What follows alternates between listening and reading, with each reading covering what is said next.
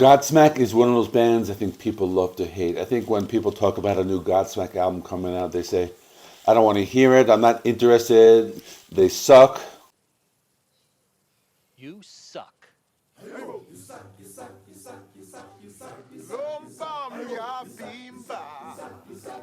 But for me, I always thought they were a pretty good band. I always thought they were a band comparable to Disturbed, one of those new metal bands that became very popular. And it was a band at one point in their career, they were like very big. They actually had a string of 3 #1 albums that came out in a row.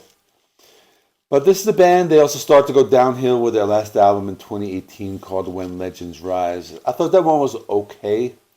I didn't like it that much. I thought it had a very overproduced modern pop sound mixed with their rock sounds. So I went into this album lighting up the sky with very low expectations, but I'll be honest with you, it's a step up from When Legends Rise. It's not as good as some of the early work. So I like the production on this album. It doesn't have that overproduced pop sound like the other one. The production was much crisper and cleaner. I think it's a decent album. These songs, I think they wrote them in a way so they have a sentimental value. So it's not too bad. But let's talk about the songs in more detail now. So the opening track, You and I, this one has a really good intro. Maybe the best song on the album.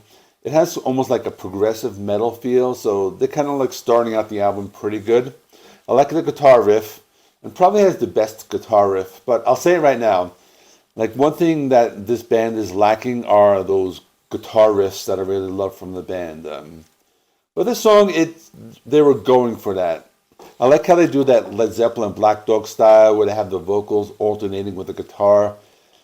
And this song, like many of the other songs, there's a catchy chorus and the guitar solo sounds pretty good. So after that, Red, White, and Blue, it's very upbeat, it's high energy. Reminds me of the band Volbeat. It's a good song, it's fun, you can enjoy listening to it. Then you have the song Surrender. It's a classic Godsmack song, has that new metal opening riff, and I thought the one was a little on the commercial side. But I wouldn't say it's bad, it's actually kind of catchy. The song What About Me, it's another hard rock song. I like the groove in this song. I think this one sounded more like their later day period. It has an energy, and I like the way they play the guitar. Kind of sound like punk rock, but this guitar style worked a little well, and it kind of mixes with that 2000s rock, so that sounded pretty good. And the guitar solos sound pretty good on this album. It's kind of have a classic rock feel. Then as you get to track number 4, you have the song Truth, and this is the first ballad of the album. It's a very dark song. It's piano-based. I'll call it a power ballad because it does have that like upbeat chorus, but during the song they have some orchestration in the background. But one thing that it's missing from this album are those dirty, unplugged style songs that they used to end their albums with. I'm talking about songs like Voodoo, and that's lacking from this album. But I think this song, Truth, it's okay, it's emotional, it's about heartbreak. So I think it's a song that can be relatable to some people. They have a song, Hell's Not Dead. This one reminded me of Volbeat again. It's a cool hard rock song. It's got a driving beat, and the lyrics are about, again, remembering the past. And it is another catchy song, so not too bad. They have a song called Soul on Fire. This was a single. They just released a music video for this one. And I think this one they're going for that post-grunge or alternative rock sound. It has that hard driving beat. There's the heavy distorted guitars. It's a catchy song, and like most of the other songs in the album, it has those like sing-along choruses. So I think this song is pretty good. Not a bad choice for a single. As we get towards the end of the album, we have a song called Let's Go. It has a classic sound, has a nice groove. I like the guitar riffs. I was saying this before, there aren't a lot of good guitar riffs, and that's what really like made this band in the beginning. But what saves this song is this psychedelic or modern rock breakdown that they do. It's kind of like this long instrumental passage, and it kind of like slows down. It gets really atmospheric and moody, and then it kind of builds back up and brings the song back. So I thought that was the best aspect of this song. Now, moving towards the latter half of the album, we have a song called Best of Times. It's a little darker. Again, it's about remembering the past. It's got a nice groove. The catchy chorus, the guitar sound, a little different, a lot more like dissonance. But Not too bad. Then they have a song called Growing Old. This one reminded me of that 2000s rock, something like a band like Three Doors Down.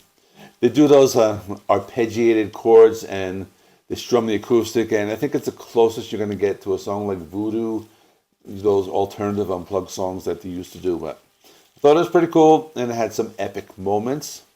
The last song is the title track, Lighting Up the Sky. It's a slow builder. It goes into a hard driving guitar riff, and they have clean guitars in the verse. And another song where the band reminisces about the past, so it's very emotional. It's a catchy song. I like the guitar solo. And it's not too bad. So I think, considering that this is their last album, I think like they wanted this to be like their swan song. So we've had a great run. We're so grateful for it, but we also have other things that we want to do with our lives, and we're not announcing a breakup or anything like that. But this could be the last music that we put out.